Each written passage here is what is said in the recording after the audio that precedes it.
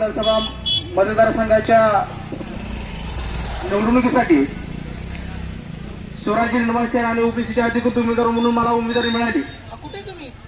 यापूर्वी तुम्हाला सर्वांना सांगू इच्छितो की वाशीनगर कंपनीच्या संदर्भामध्ये मागील काही दिवसांमध्ये जे उपोषण सुरू होतं किमान वेतन मिळावं, कामगारांना वेळेत पगार मिळावेत, सर्व काही गोष्टी मिळाव्यात, यासाठी कंपनीच्या संदर्भामध्ये कुठलाही नेता म्हणजे प्रस्थापित नेता महाविकास आघाडीचे उमेदवार असतील किंवा महायुतीचे उमेदवार असतील त्या दोन्ही उमेदवारांनी आपल्या वाशीनगर कंपनीच्या सोन्यासारखे दिवस येणाऱ्या कामगारांसाठी कोणतंही पाऊल उचललं नाही।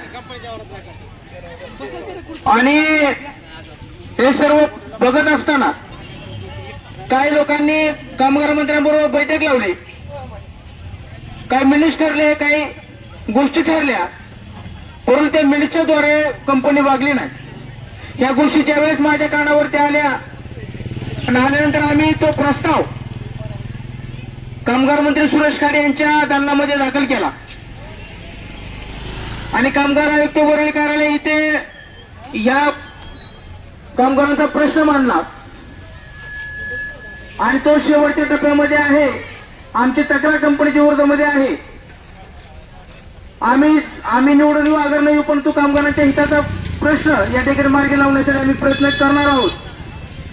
त्याचबरोबर तुम्हाला माहित असेल 1995 पासून त्याही पूर्वी